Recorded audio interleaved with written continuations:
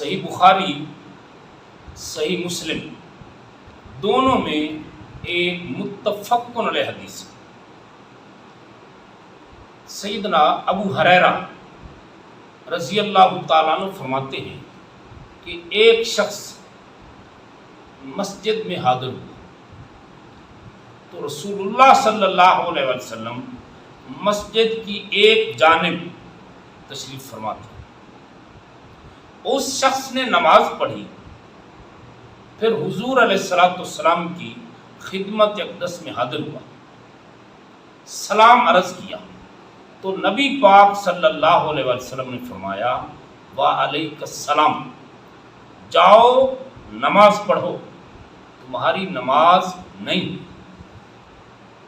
وہ صاحب گئے، نماز پڑھی، پھر واپس آئے اور حضور علیہ السلام کی خدمت میں حاضر ہوئے اور سلام عرض کیا۔ نبی پاک صلی اللہ علیہ وسلم نے فرمایا وعلیک السلام، جاؤ نماز پڑھو، تمہاری نماز نہیں ہوئی۔ تیسری بار یا اس کے بعد اس شخص نے عرض کی حضور مجھے تعلیم فرمائیے، تو نبی پاک صلی اللہ علیہ وسلم نے فرمایا جب تم نماز کو کھڑا ہونا چاہو تو کامل وضو کرو، پھر قبلے کی طرف منہ کرو اور اللہ اکبر کہو، پھر جتنا قرآن میسر ہو سکے اتنا پڑھو، یعنی جتنا آسانی سے پڑھ سکتے ہو اتنا قرآن پڑھو، پھر رکوع کرو یہاں تک کہ رکوع میں اطمینان ہو جائے، پھر رکوع سے سر اٹھاؤ یہاں تک کہ سیدھے کھڑے ہو جاؤ،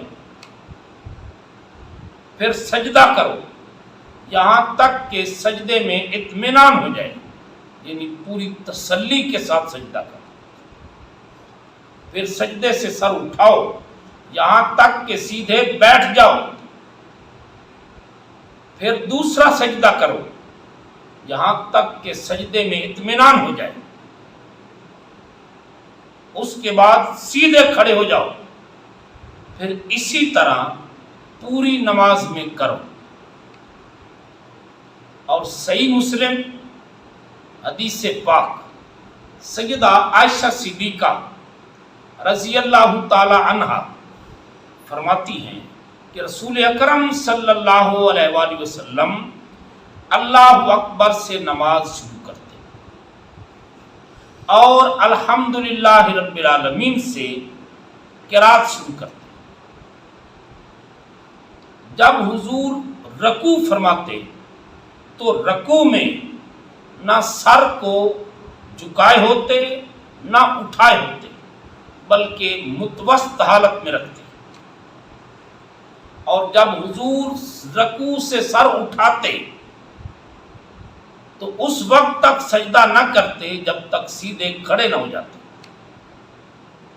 اور سجدے سے اٹھ کر حضور دوسرا سجدہ نہ کرتے یہاں تک کہ بیٹھ نہ جاتے۔ نبی پاک صلی اللہ علیہ وآلہ وسلم 2 رکعت پر تحیات پڑھتے،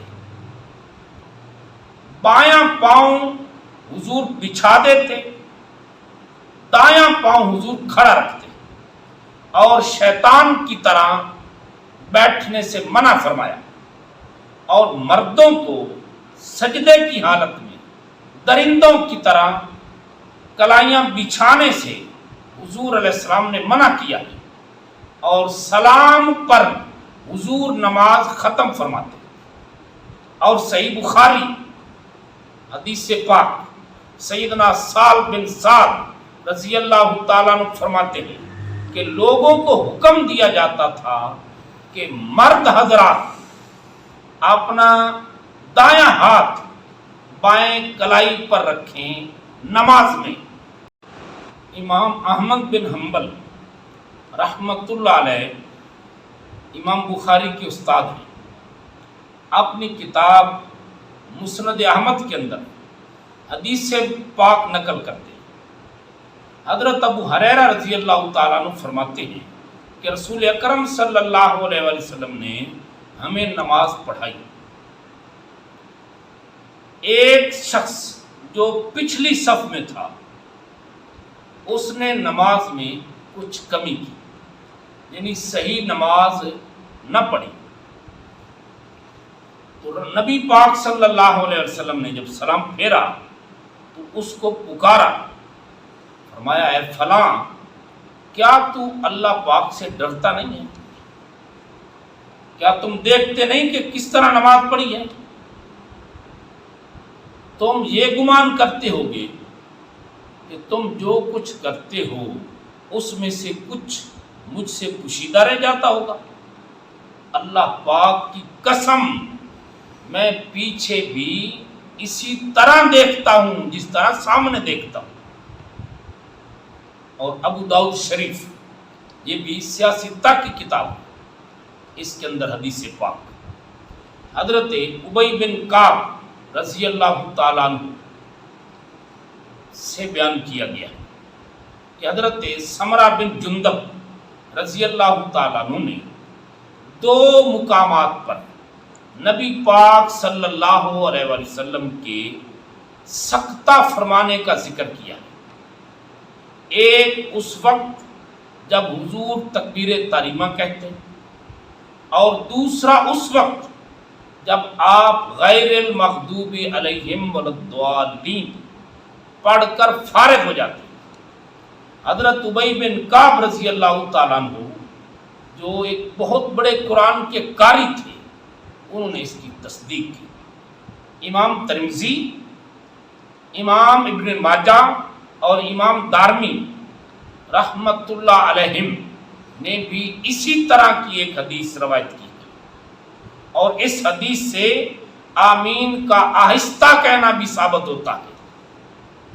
اور صحیح بخاری حدیث سے پاک سیدنا ابو ہریرہ رضی اللہ تعالیٰ عنہ فرماتے ہیں کہ نبی پاک صلی اللہ علیہ وسلم نے فرمایا، جب امام غیر المغضوب علیہم والضالین کہے تو تم کہو آمین.